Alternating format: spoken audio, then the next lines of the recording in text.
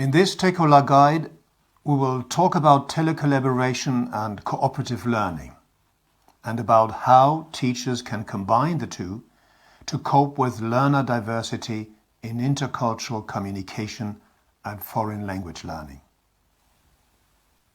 One way of addressing learner diversity in intercultural telecollaboration is to use the various tools with their different pedagogical affordances as a means of differentiation.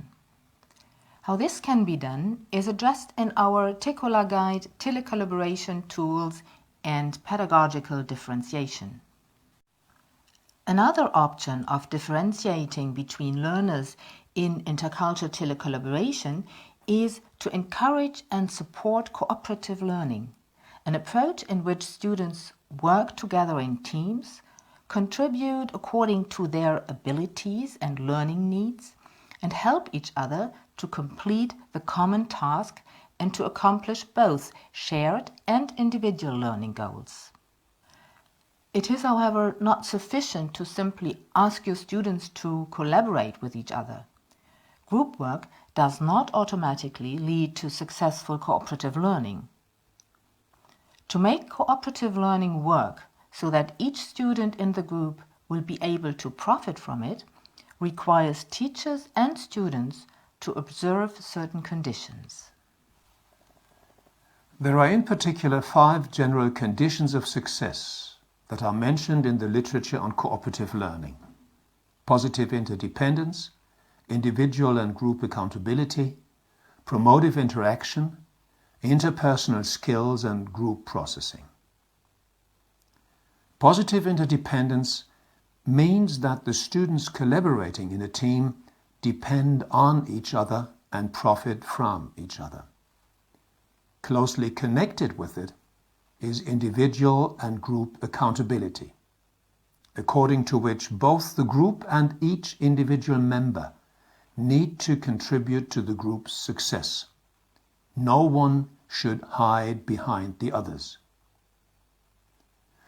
Promotive interaction emphasizes that successful cooperative learning requires students to help, support, and encourage each other. This includes asking questions, providing explanations, sharing knowledge, encouraging participation, or praising other team members for their contributions. To ensure successful group collaboration, students also need certain interpersonal skills. They need to know how to communicate, build trust, manage conflict, and make decisions. Last but not least, group processing concerns students' ability to talk about and analyze how well the collaboration works. An essential part of this is that they feel comfortable with expressing their concerns and discussing whether they are actually managing to build an effective team and to achieve their goals. What do you have to do before an intercultural telecollaboration exchange? First, you have to collaborate with your partner teacher to agree on a task that requires all students to contribute and to work as a team. Involving your students in the task development process may have a positive effect on their motivation and engagement. Provide clear instructions and worksheets so that all students understand the task and know what they have to do. You should also clarify organizational issues and set deadlines. Make sure all students are familiar with the communication and collaboration tools they will be using. Students may need more preparation and practice than you might have expected, in particular when using technology for pedagogical purposes. It is also advisable to give students time to discuss and agree on rules and principles of good teamwork. This may concern, for instance, netiquette, sharing information, active and cooperative listening and speaking, as well as supportive interaction among partners who encourage and help each other. Together with your partner teacher, form small international groups or pairs of students from each country.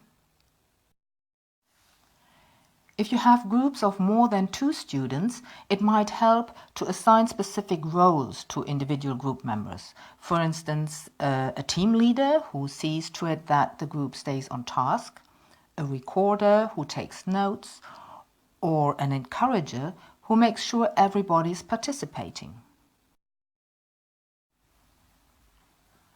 How can you support your students during and after the exchange? Be prepared to carefully monitor your students' group work and collaboration, particularly in the beginning. For synchronous encounters in the video communication environment Big Blue Button or in the Tekola virtual world, your students might have to meet their partners outside class hours and from home, simply because it is unlikely that they have the same class hours, or because you want to give them more autonomy and authentic communicative privacy. In this case, you will need to make sure that they arrange and keep their appointments and deadlines. Help and support your students when you notice any problems. These might be technical, organizational, interpersonal, task-related, or language-related. After the exchange, give students time for reflection to assess what went well and what needs to be improved. This might be combined with sharing their experiences in class. And finally, assess the students' group and individual performance and provide feedback to the entire group or to individual students as appropriate.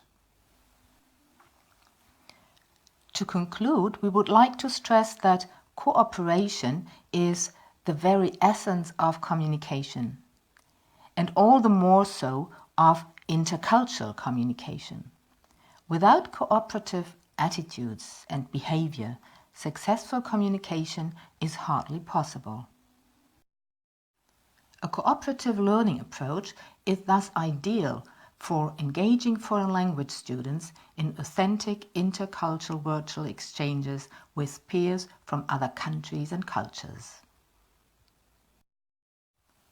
Don't be surprised, however, to find that implementing cooperative communication and learning is indeed a developmental process, which may require a fair amount of awareness raising, reflective practice, and patience before everything works smoothly and to your and your students' satisfaction.